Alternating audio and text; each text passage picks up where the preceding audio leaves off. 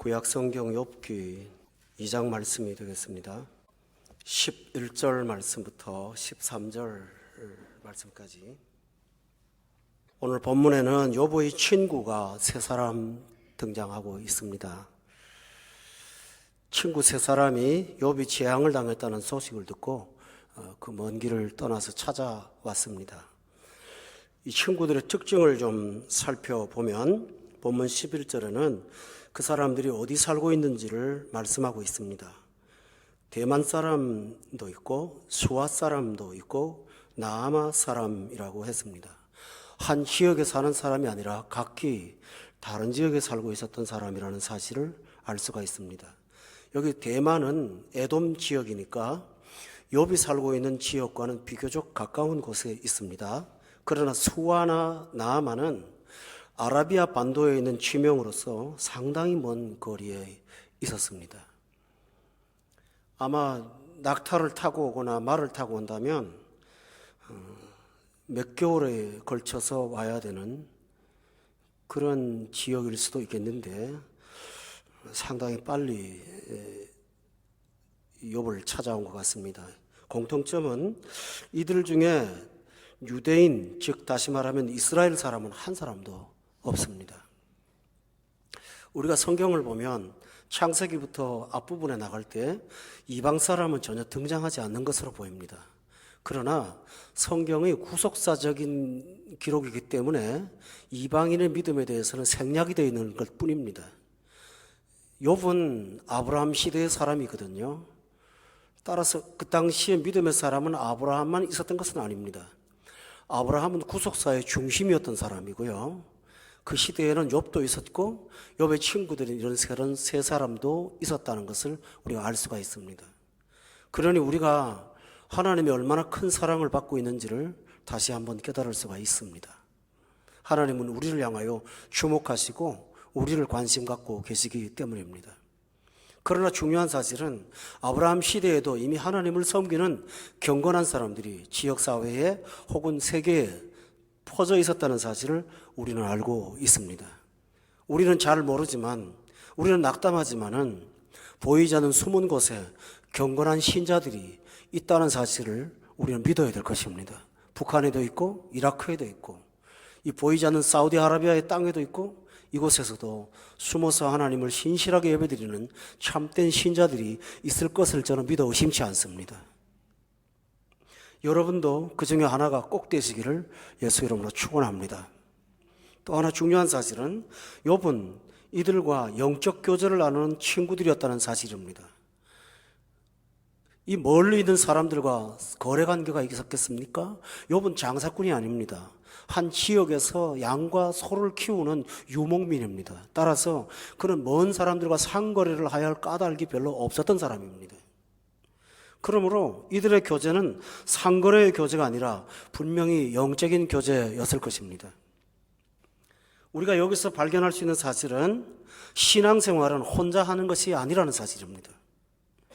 교회가 있지 않았을 때도 영적인 교제가 활발했던 것처럼 교회라는 공동체가 있다면 이 교회 안에는 하나님께서 나 홀로 신앙이 아니라 같이 하나님을 믿을 수 있도록 묶어주셨다는 사실은 대단히 중요한 사실입니다. 그래서 여러분은 기억하셔야 됩니다. 예수님을 선택하는 것은 곧 예수 가족을 선택하는 것입니다. 예수를 믿고 예수님 안에 사는 것은 예수 가족과 함께 사는 것입니다. 여러분, 가족이 즐거워도 살고 생사고락을 같이 하는 게 가족 아닙니까? 교회가 똑같지 않습니까? 하나님의 권속이기 때문에 행복한 날도 있고 괴로운 날도 있고 갈등도 있을 수 있고 여러 가지 문제가 있을 수 있습니다만 하나님의 권속이기 때문에 그 교회 안에 공동체를 소중히 여기는 것입니다. 오늘날 이 시대가 자기 마음에 들지 않으면 마음대로 떠나버리는 이런 황폐한 시대에 여러분은 신실함을 지키며 공동체를 사랑하시는 저와 여러분 되시기를 예수 이름으로 축원합니다. 욥의 친구들은 영적인 교제를 나누었기 때문에 혼자 신앙보다 얼마나 큰 도움이 됐겠습니까? 오늘 사실을 살펴보아도 그 사실을 알 수가 있습니다. 욥의 친구들은 욥의 고난을 보면서 위로하려고 찾아왔습니다. 그 동네 사람들은 욥과 함께 잿더미 앉은 사람은 한 사람도 없었습니다. 평소에 좋을 때는 세상 사람들하고 교제할 수 있을지 모르지만 고난당할 때는 여러분과 함께 눈물을 흘리며 같이 잿더미에 앉을 수 있는 사람은 하나님의 형제들이라는 사실을 믿으십니까? 따라서 오늘 여러분 주변에 있는 여러분의 형제 자매들은 이 땅에 사는 날 동안 우리와 함께 걸어가는 영적인 동지라는 사실을 꼭 기억하고 서로를 소중히 여기시기를 주의 이름으로 축원합니다. 우리 기왕이 이렇게 말씀했으니까 당신은 나에게 소중한 존재예요 하고 말씀하시기 바랍니다. 옆에다가.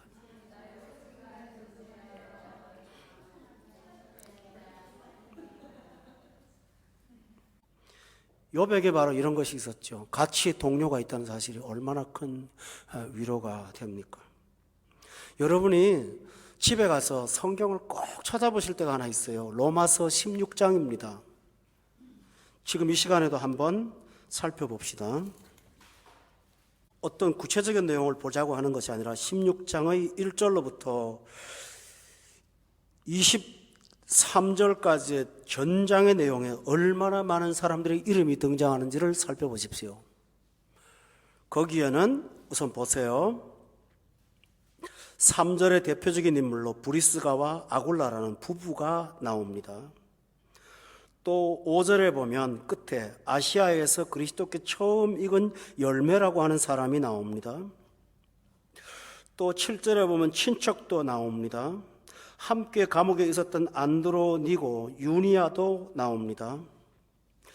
또 쭉 넘어가서 보면 13절에 주 안에서 택하심을 입은 루포, 그 사람은 구레네 사람 시몬의 아들입니다. 그의 어머니는 내 어머니라고 말하고 있습니다. 21절에 보면 나의 동역자 디모데가 있습니다. 22절에 보면 더디오도 있습니다. 23절에 보면 이성의 재무관 에라스도도 나옵니다. 성도 여러분, 여기서 무엇을 깨달을 수 있습니까? 사도 바울은 성격이 독특한 사람이었습니다. 위협과 살기가 등등했던 사람이었죠. 그리고 복음 앞에서는 조금도 굴하지 않고 진리를 사수하느라고 불의를 타협하지 않았던 굉장히 강한 사람입니다. 세상적으로는 이 사람이 인간관계가 좋을 수가 없는 사람인 것 분명합니다. 그는 길 가다가도 옳지 않으면 발에 먼지를 떨어버릴 만큼 굉장히 강한 성품의 소유자입니다. 그런데요, 오늘 16장을 보면 그가 얼마나 폭넓은 인간관계를 갖고 있는지를 우리가 발견할 수 있죠. 총각입니다. 독신입니다. 그런데도 그를 사랑하는 부부가 있었습니다. 어머니도 있었습니다. 형제도 있습니다. 친척도 있습니다. 영적인 동지도 있습니다. 열매도 있습니다. 오늘 이 시간 여러분이 곰곰이 한번 생각해 보세요.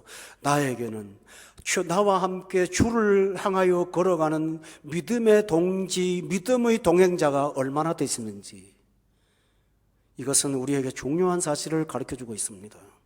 성도 여러분, 여러분의 카톡에 명단에 많은 사람의 이름이 있는 것을 은근히 좋아하지 마시고 그 안에서 정말 믿음의 문제를 나눌 수 있는 영적인 동지가 많이 있다는 사실을 기뻐하시기를 주의 이름으로 축원합니다. 그들은 먼 길을 찾아와서 고난당한 욥을 위로했습니다. 성도 여러분, 여기서 또 하나 사실이 중요한 게 있습니다. 지금까지 욥은 위로를 받은 사람이었을까요? 위로를 하는 사람으로 살았을까요? 그는 참 위로가 됐던 사람이에요. 욥기를 보면 고아와 과부는 욥을 보며 참 기뻐했다고 그랬어요. 그는 그의 근처에 백리 안에 가난한 자가 없도록 만들었던 참 좋은 사람이었습니다. 그는 위로자였어요. 고통받는 자를 다가가서 위로하고 손을 잡고 가난한 자에게 물질로 도와주는 정말 위로를 가지고 평생을 살았던 사람입니다. 그런데 그가 지금은 위로가 필요한 사람이 되었습니다. 성도 여러분, 우리 모두가 다 위로하는 사람임에 틀림없습니다. 그러나 평생 동안 위로만 하는 사람은 없습니다. 우리도 어느 날 위로가 필요한 날이 있을 수가 있습니다. 여러분이 위로를 받아야 되는 그 자리에 앉아 있을 때가 있다는 사실을 믿으십니까? 위로할 줄 아는 사람은 위로받을 수 있는 사람도 되어야 될 줄로 믿습니다. 어떤 부요했던 집사님 한 분은 참 많이 구제를 하셨습니다. 그런데 그분이 사업을 실패해서 무척 어려울 때 교회에서 돈을 걷어가졌더니 그것을 굉장히 기분 나빠하고 감정상해 하셨습니다. 여러분, 그분은 줄 줄은 알지만 받을 줄을 몰랐던 것입니다. 그러나 그때 그 기쁨으로 받았다면 얼마나 교회가 행복했을까요? 위로를 주기도 하고 위로를 받기도 하는 여러분 꼭 되시기를 예수의 이름으로 축원합니다. 오래된 믿음의 사람들은 자기 약점을 드러내지 않으려고 하는 본성적인 방어가 있습니다. 그래서 믿음이 약한 자한테는 아닌 척합니다. 그러다가 꺾어지고 무너집니다. 여러분 혼자 지탱 못합니다. 그럴 때는 옆에 주변의 성도들한테 함께 기도해달라고 도움을 요청하시고 그분의 눈물 닦아주는 위로와 정서 앞에 여러분은 함께 위로를 받는 사람이 될 수 있어야 그 위로를 통해서 성령이 붙잡아 주실 줄로 믿습니다. 저 굉장히 힘든 어느 날 주일학교 아이들이 지나가면서 저한테 이런 말 했어요. 목사님은 오늘 예수님처럼 보여요. 이야, 화장실 가서 울었어요. 진짜 위로가 되더군요. 목사를 위로하는 어린아이의, 초등학교도 안 들어간 어린아이의 그 목소리에서 저는 성령님의 위로를 발견했어요.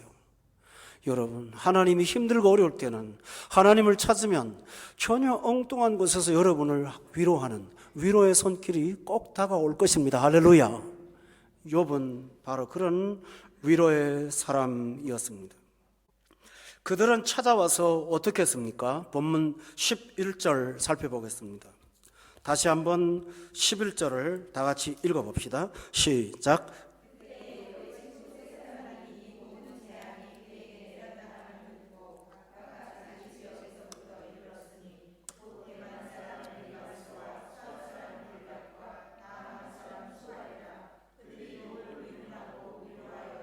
서로 약속하고 왔습니다.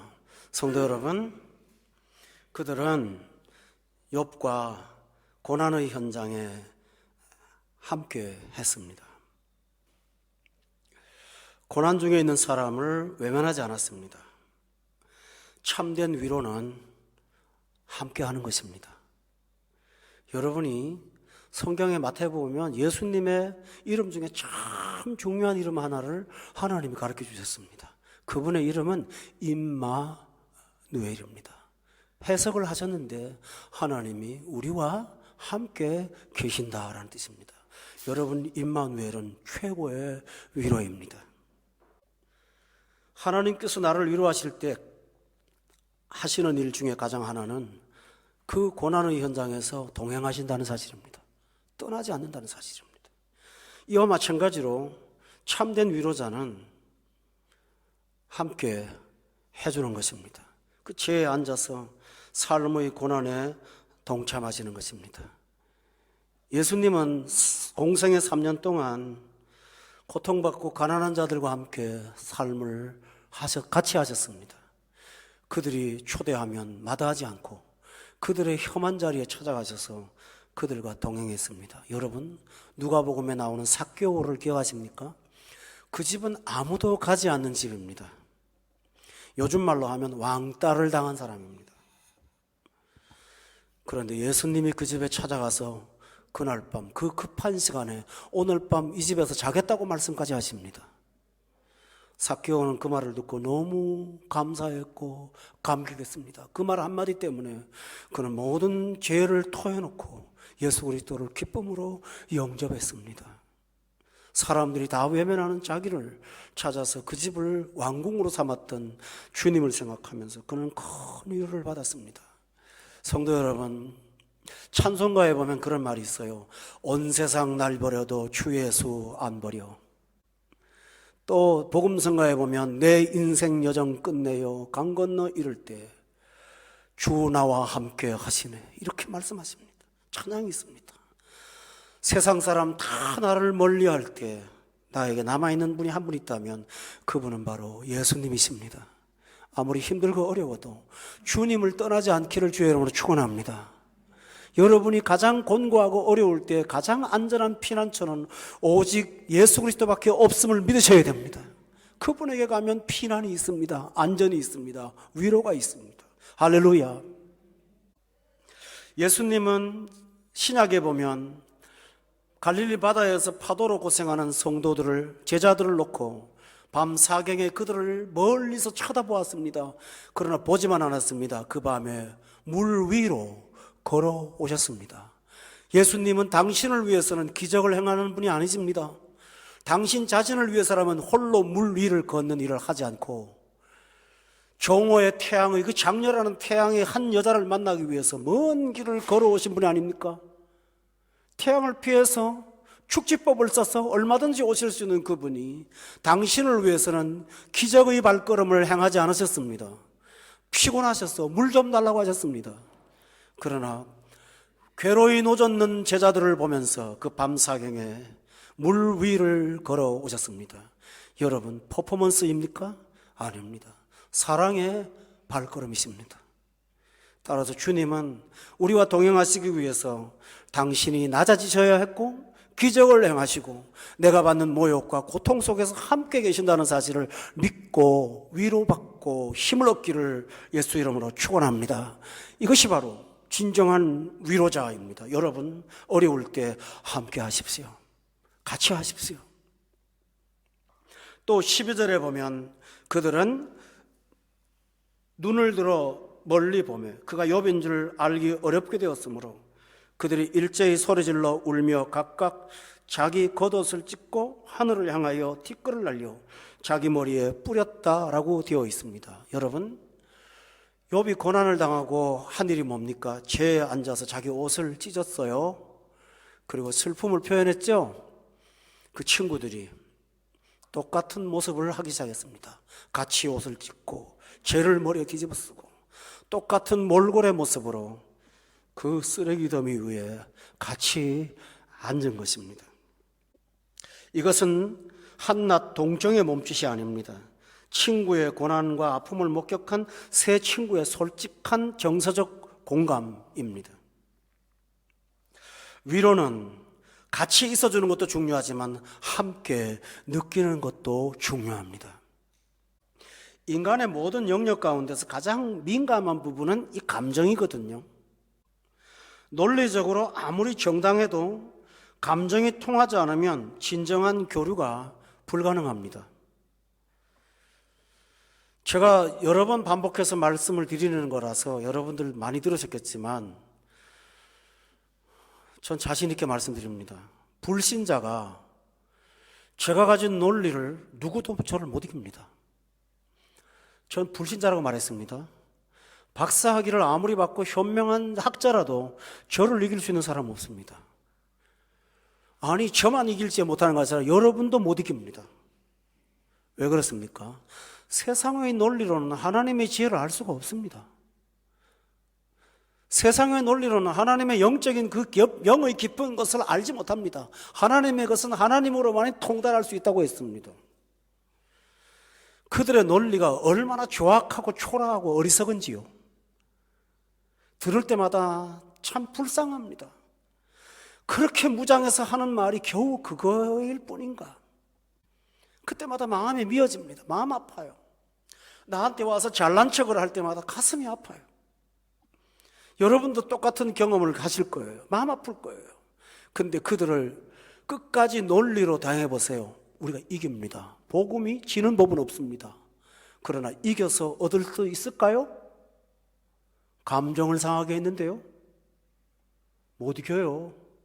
못 얻어요. 이겼지만 못 얻어요. 그건 이긴 게 아니잖아요.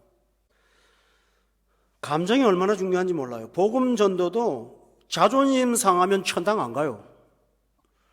그러므로 위로라고 하는 것은 논리로 하는 게 아니에요. 여러분들 가끔 신자들이요, 참 중요한 덕목인데요, 꼭 문제가 생기는 사람은 답을 주려고 하는 사람들이 있어요. 정답을 주려고요. 고난은 정답이 없습니다. 하나님의 신비가 작용하기 때문에 여러분이 함부로 죄 때문이다, 하나님의 영광을 위한 거다, 더 좋은 일이 있을 거라는 막연한 위로를 하지 마십시오.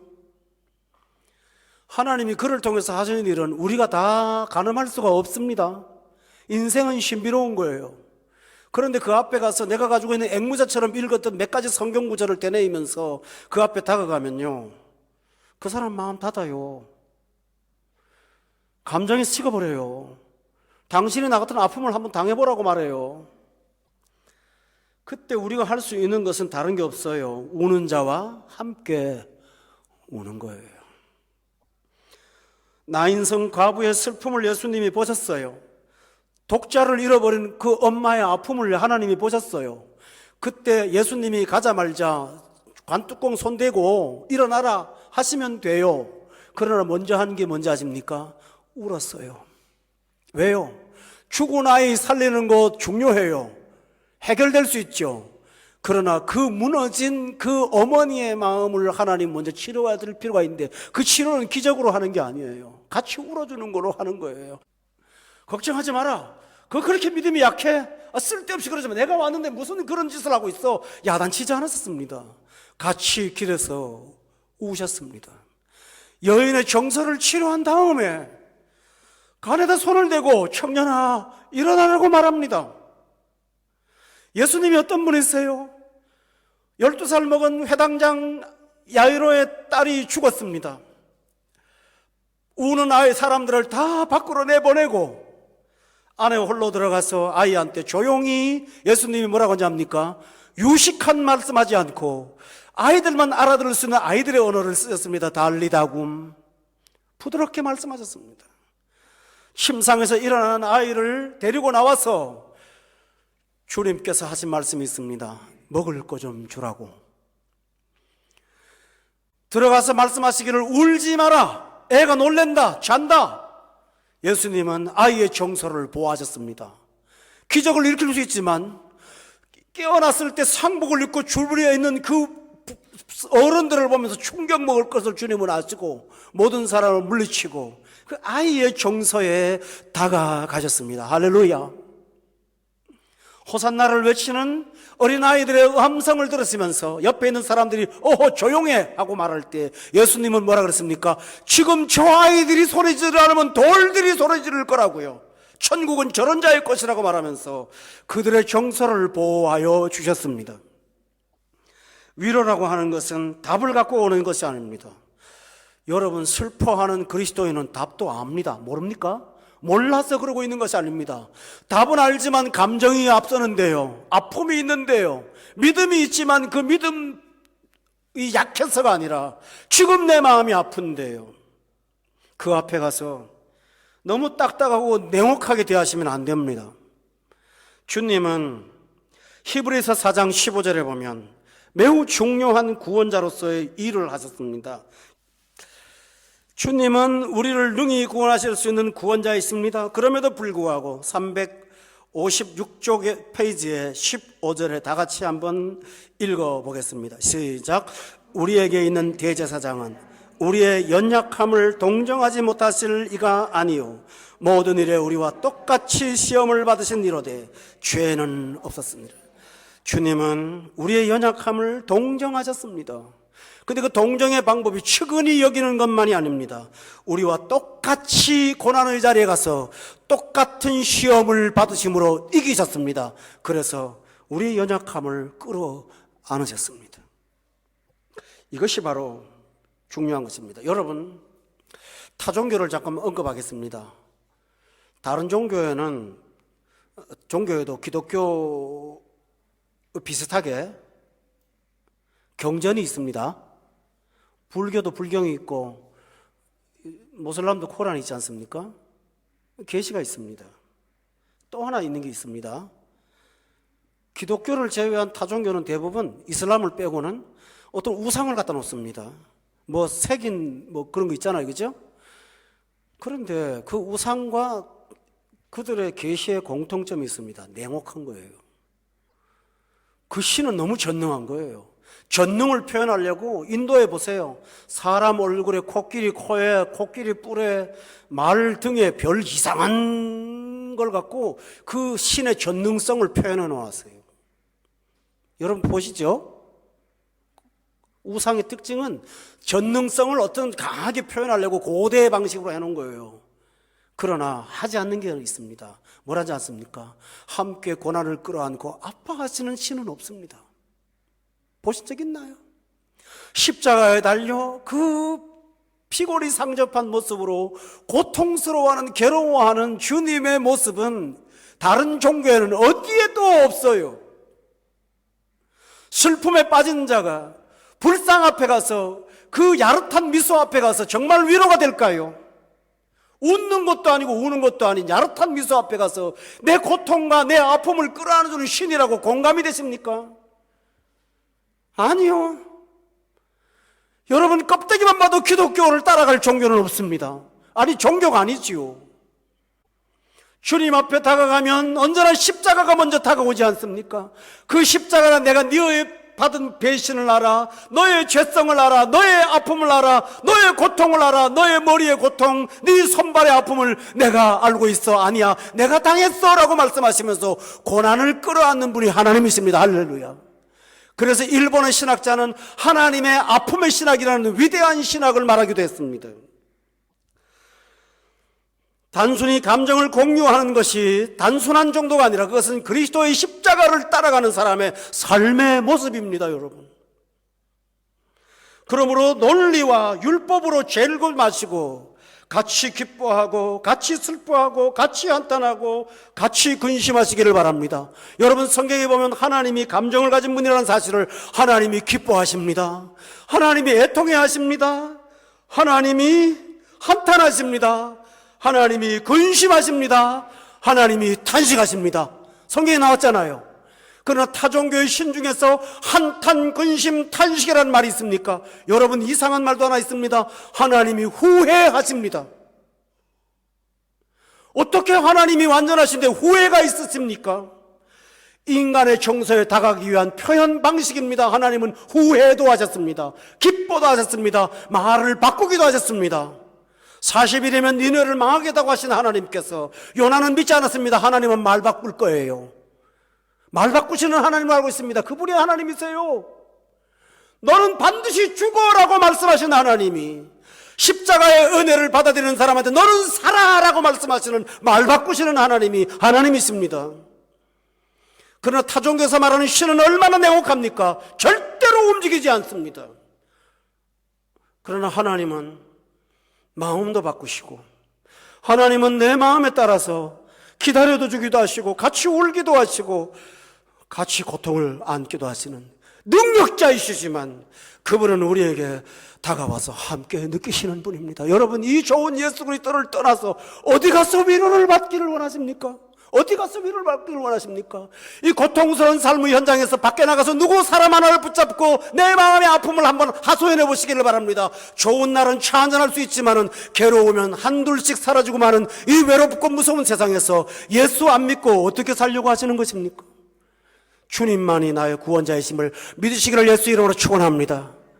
예수님은 어느 정도냐 면 내가 떠나면 성령이 온다고 말하지 않고 보혜사가 온다고 말합니다. 보혜사가 뭐지요? 옆에서 같이 함께하는 위로자라는 뜻이 있습니다. 파라클레이토스, 성령은 위로자 있습니다. 그러므로 성령 충만하시고 삼위일체 하나님을 영접하시고 믿는다면 여러분도 그 십자가의 고난을 그들과 함께 공유하시고 그 아픔의 자리에 가서 함께 우는, 함께 웃는 우리 모두가 되시기를 예수 이름으로 축원합니다. 네 번째로 본문에 보면 13절 말씀 다 같이 읽겠습니다. 시작. 그와 함께 땅에 앉았으나 욥의 고통의 심함을 보므로 그에게 한마디도 말하는 자가 없었더라 라고 했습니다. 그들은 침묵했습니다. 한마디도 말하는 자가 없었습니다. 저는 조금 전 말씀드렸습니다만 고통당하는 자한테 설교하지 마세요. 상처에다가 식초를 붓는 것과 똑같습니다. 답을 주려 하지 마세요. 고난을 해석하려고 하지 마세요. 이유와 문제점을 분석하지 마세요. 인간은 연약합니다. 당신이 그래서 그렇지 아픔을 당하지 보지 않은 사람은 객관적으로 말할 수 있습니다. 그러나 아픔을 당한 사람은 객관을 넘습니다. 사람은 그렇게 답으로만 사는 존재가 아니에요. 너무 감정이 감당하지 못하고 성령 안에서 감정을 풀지 못하면 사람이 돌아버려요. 초기 정신분열증 환자가 돼요. 자기 안에 다른 자아가 분열을 일으켜요. 우울증이 깊어지면 세상 만사를 염세적으로 보게 돼요. 예수가 없는 사람은 그 정서의 독이 빠져나가질 않아요. 해결을 못해요. 그게 독성이 올라가지고 나중에는 전부 얼굴이 새까매지고 영혼이 새까매져요. 제가 하는 말은 깊이 들으셔야 돼요. 예수 없이, 성령 없이 내 감정을 갖고 있으면 풀어지질 않아요. 저 60년 전에 그 아픔의 이야기가 지금도 그대로 살아서 칼같이 내 마음을 찔러요. 그리고 있지도 않은 미래의 상처를 미리 끌어안고 불안해하고 분노하게 돼요. 그러나 주님과 함께 있으면 주께서 나를 어루만져요. 내 마음을 씻어줘요. 내 속에 있는 독을 성령의 능력으로 깨끗하게 제거해서 내 마음에 평강을 허락해 주세요. 할렐루야. 주님이 하는 일이에요. 주 안에 있는 나에게 딴 근심 있으랴. 전날에 한숨 변하여 내 기도 되었고, 전날에 한숨 변하여 내 기도 되었고, 그렇게 하잖아요. 고백이 되는 거예요. 내 영혼이 그냥 있지 않고 은총 입어 중한 재짐 벗고 보니 슬픔 많은 이 세상도 천국으로 화하도다. 할렐루야 찬양하세. 내 모든 죄 사함 받고 주 예수와 동행하니 그 어디나 하늘나라. 할렐루야. 그거예요. 그러므로 성도 여러분, 이 은혜를 아신다면 고통 중에 있는 여러분 형제들 옆에 가서 함께 침묵하며 마음으로 그 아픔을 끌어안읍시다. 본문의 5번째 보면 13절에 그들은 밤낮 7일 동안 그와 함께 그 자리에 앉아 있었다고 말했습니다.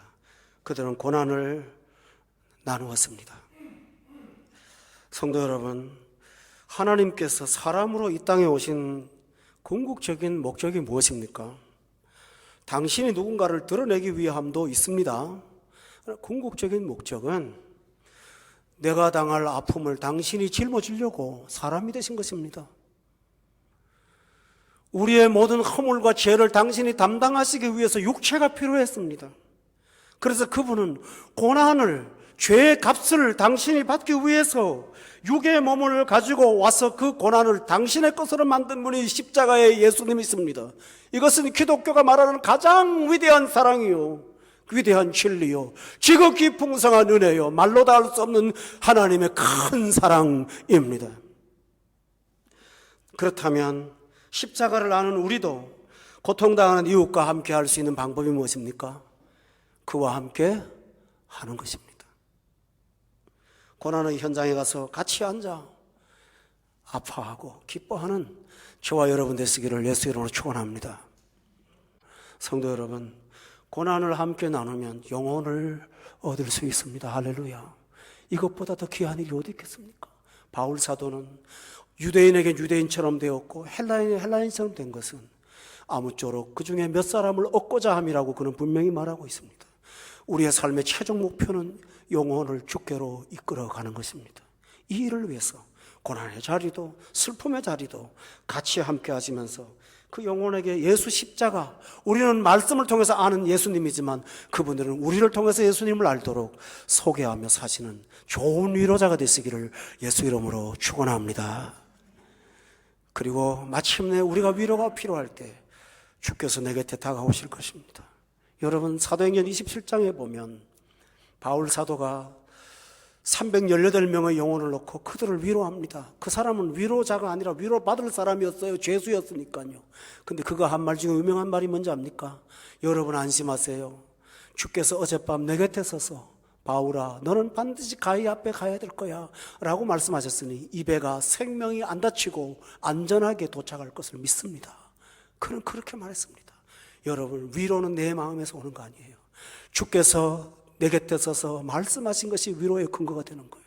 말씀을 듣고 말씀을 아는 자가 진정한 위로를 할 수가 있어요. 이 세상에서 죽음밖에 모르는 절망에 빠진 사람들한테 말씀의 부활을 소개한다면 이것처럼 큰 위로가 어디 있겠습니까? 그리고 마지막 날 이 땅의 수고가 다 끝나고 주님 앞에 가서 그 영광의 얼굴을 바라볼 때 우리의 수고의 땀과 피를 주님께서 닦아주시며 착하고 충성된 종이라고 말씀하시면서 감격으로 우리를 맞아 주실 것입니다.